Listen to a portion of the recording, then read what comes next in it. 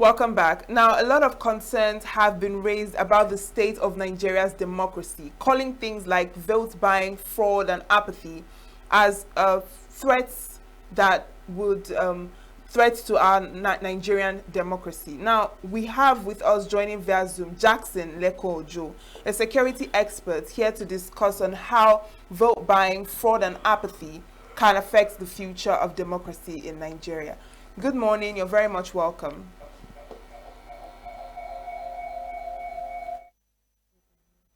Kindly unmute your microphone, please, so that we can hear you clearly. Thank you for having me. Good morning. All right, we can hear you now. Thank you so much for joining us. Now, firstly, I would like to ask you, what do you think about the state of Nigeria's democracy in terms of these issues like vote buying, fraud, and apathy? What are your thoughts on these issues and how they affect Nigeria's democracy? When there is no good control, good supervision, when it comes to the rule of law, you have lawlessness everywhere. Vote buying is lawlessness because it gives the law again.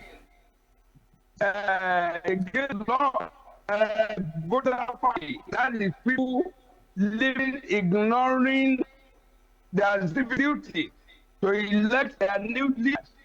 Against the law too. Even it's against the law more.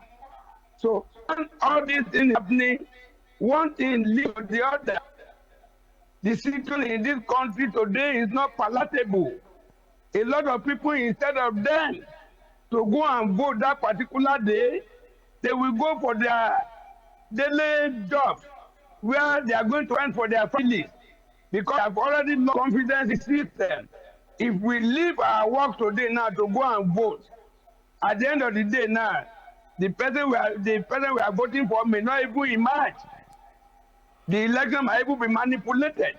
Those are the thoughts in the mind of so many persons. So, and what is causing all this? If one or two people are disciplined before, it would have served deterrent.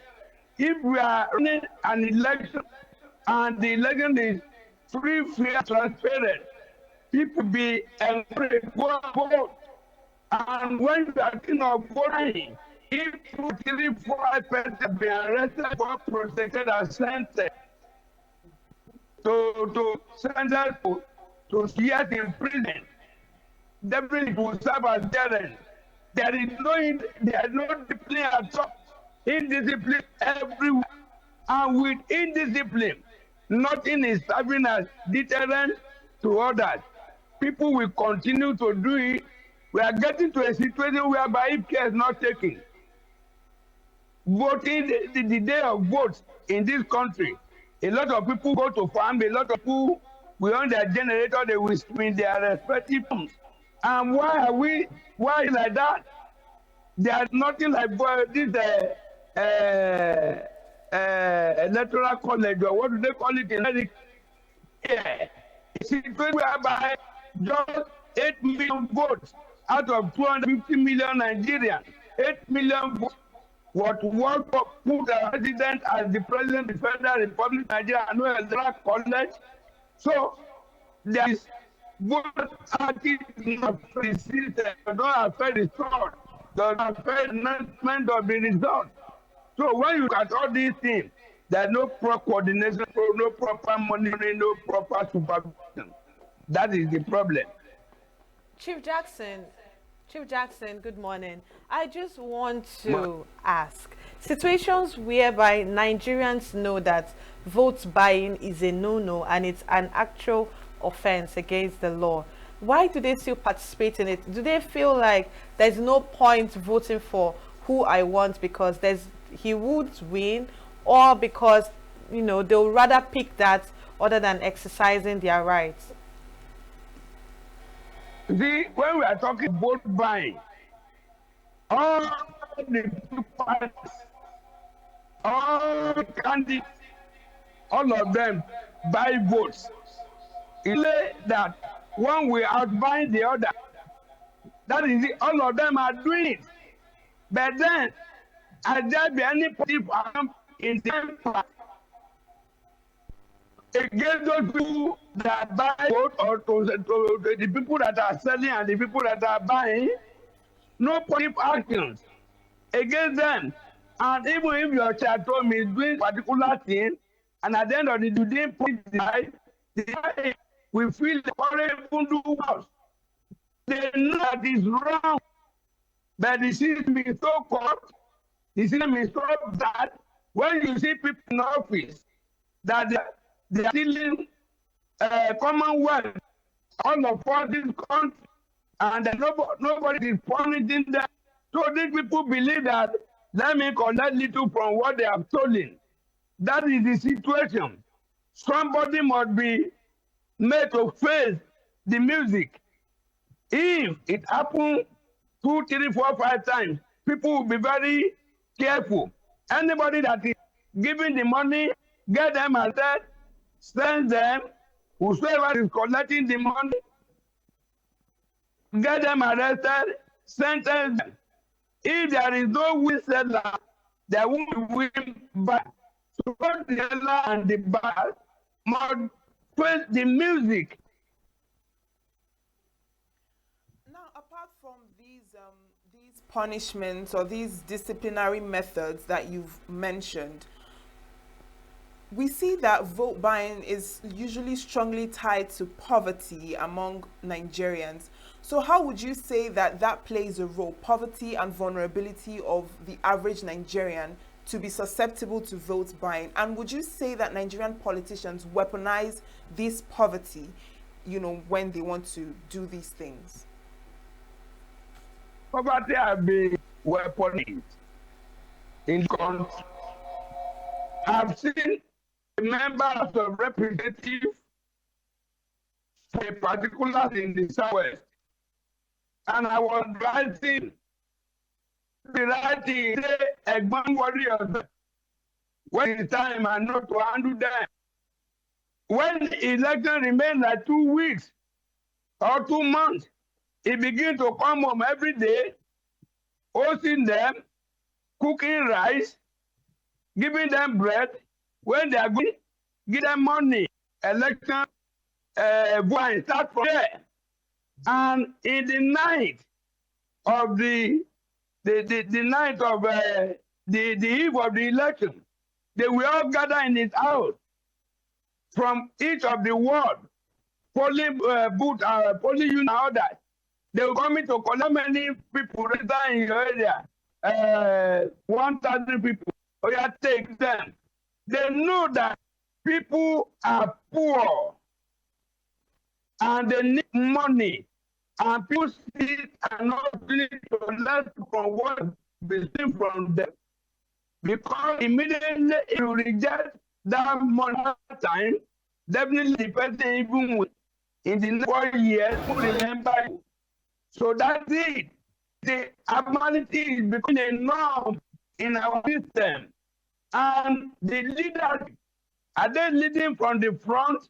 Yes, they are leading from the front, but they are leading wrongly. That is it. Somebody that do not have a motorbike now become a member of House of Representatives. And before 2 years, he has many heads, he has series of cars, the wife and the children that are now living overseas. You understand? And there is nothing so for those people that is representing. A lot of them have even forgotten those people are our project. So the system has been weaponized, poverty has been weaponized in the system.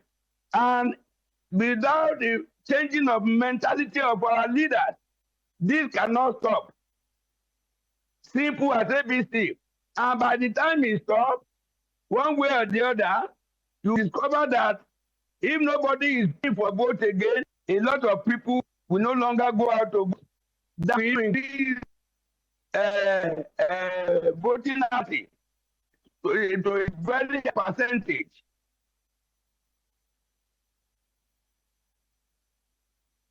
Let's look at how has voter apathy grown over the years. Let's look at the 2023 election and the turnout that we had, and also using the Anambra election that happened just last weekend. and comparing it to what we expect in 2027, what would your analysis be? Well, Anambra State is a peculiar situation. When you look at when Soludo voted in the first time, you look at the entire vote in Anambra State that Muslim community is 100%. It's almost just like 30% vote or thereabout. There's a little improvement now because the guy performed very well. And the only way to kind of discuss voter apathy is for people enough to perform creditably well. If in the health sector, if it is very good that people can go to visit any of the public health facilities that will be affordable. If educational system is okay, if the issue of security is okay, welfare of the people, they are okay, definitely a lot of people will want to come out to vote. Then in the area of election umpire, if people voted and they know that what they voted is exactly what the way the result came, a lot of people will be encouraged. But in a situation whereby you vote, your vote is not counted, there is no improvement in health, education, security, and others. How do you think people go out and vote? So everything can be mutually controlled by the people in office. Earlier on, when you were speaking, you mentioned that there is, indiscipline, and you also said that there is no proper coordination or proper structure in place to curb these situations. And so I want to ask you, what then can be done to put these reforms in place to ensure that Nigeria has strong electoral integrity? Apart from INEC, do you think INEC, has the capacity to handle it all, or do you think that there are additional reforms that need to be put in place to improve these issues? If we remain a lawless territory, how many Nigerians are working in INEC? There is nothing to do. INEC cannot improve the system. If somebody steals a car, say, if nobody bought the car from that person, we leave and steal the car again. If the two cars are not ready to follow the proper rule and regulation that guide the elections, if the political leaders or the aspirants and others, if they are willing, they know there is no way they can, in a popular vote, no way they can win the election. But they want to win the election at cost because they have money and they know that they are win person to collect the money and make the election in their favor. There is no way they can do. And I can do everything. No, the political class, the mentality of our political class until the mentality change, there can be no improvement. When you are talking of electoral law to review the another, who are the people to review law? The people that review the law are the people in the house, legislative and the state. Most of them are there based on corrupt action. So what do you think?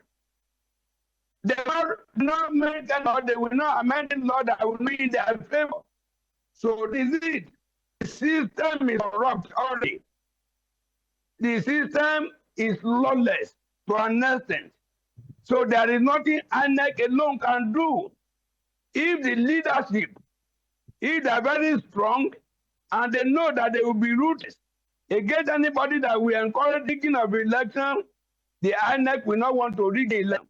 But in a situation whereby people are even approaching it to rig election in their favor, Those people, do you think they want to do anything? They train to their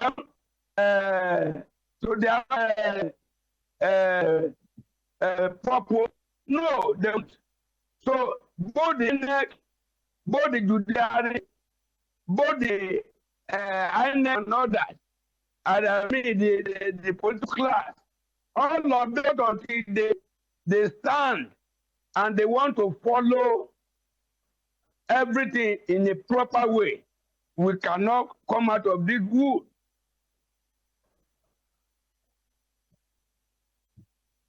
Okay.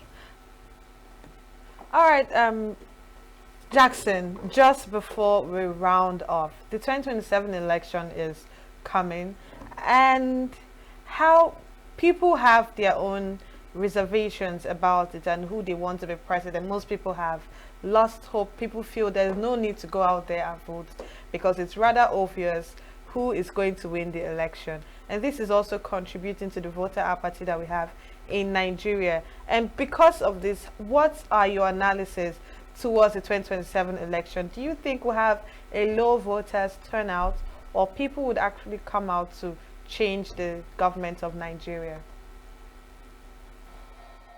In a situation we are facing today, that the people have lost confidence in the present administration, that the people have lost confidence in anybody in office or offices. At the right time for people that do not live in voting law, the right time to control their protest. I don't believe in street protest. I don't believe in any peaceful protest. The only protest I believe is the electoral protest. But that you're coming out with your voter card and protest against the system that is not too good for you. So I believe, and I want to advise Nigerians, this is the time that Nigerians will come out to vote en masse against anybody they know that has not done well for them. This is the right time that Nigerians will come out and vote en masse for those people that we believe that could move the country forward.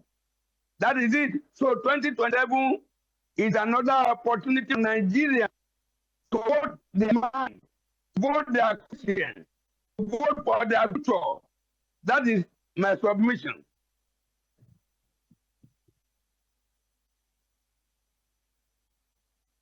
Their roles, or the roles that they play in these issues of democracy in Nigeria and our electoral processes. Do you think that they need to change anything in their systems or in the way they do politics to improve our system?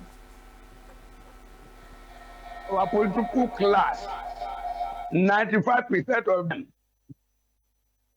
they just because there's no political party in Nigeria that is ideological base. So most of them do not have any ideology. Most of them do not know anything about leadership.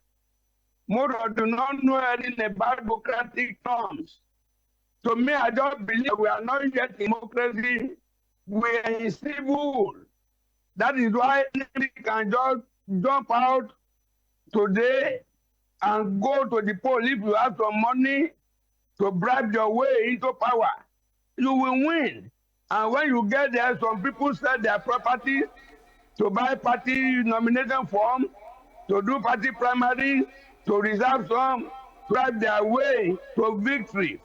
If such a person get to power, what do you think? He must first of all recoup the money he borrowed. So our political system is not healthy at all.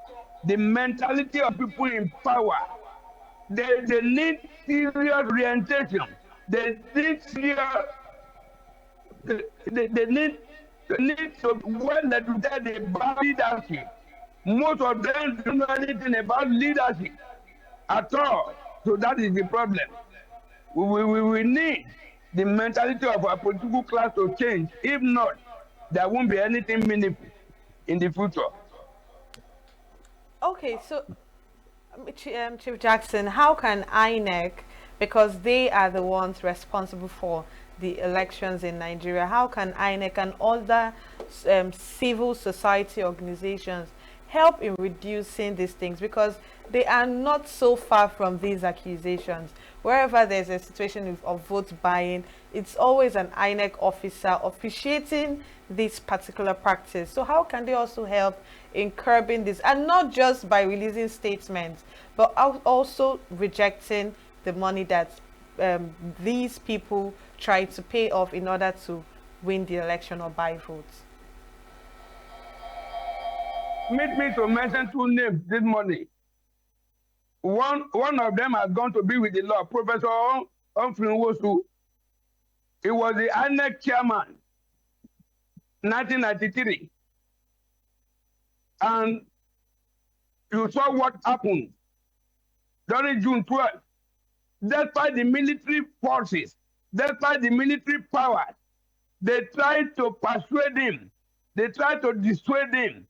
They tried to rubbish him that he should not conduct the election. He stood the ground that the day everything is said and he conducted that election. He conducted that election, and eventually, when he did not submit to them, that was the reason why they annulled that election. Somebody like Humphrey Nwosu today, we see how many of Humphrey Nwosu today in this world. May his soul rest in peace. Then another person is Mr. Mike Igini. Mike Igini was the electoral commissioner in Akwa Ibom State. He got to that place, I think they were persuading him so that they can bribe him. He openly told them, he said, I've come to this place not to count money. I've come to this place to count votes. So somebody like that, you know, as a result of his openness and transparency was the reason why a professor was jailed till today. So people like that, if the INEC office, if the INEC commissioners from the level of the INEC chairman, if they are so disciplined, if they want to write their name in gold on the stand of time, I think there is nothing the politician will do. Because there is no politician that will tell me to go and steal. There is no politician that will tell me to go and kill. I won't kill. I won't steal. So if any politician has come to want to push you to something that you know that is unlawful, something that is not grateful, I think it would be the right thing for you to behave like Mike again, to make sure you expose them, and that could end to prison. If something like that continue to happen, definitely we will have hope in our electoral system. Thank you so much. Our time is up, and of course we enjoyed this conversation, and the subsequent ones we'll have in the future, hopefully. Thank you so much, Chief Jackson. And of course, this is where we draw the curtains. After this time out, we will go on a short break, and when we return, we have a next conversation for the morning.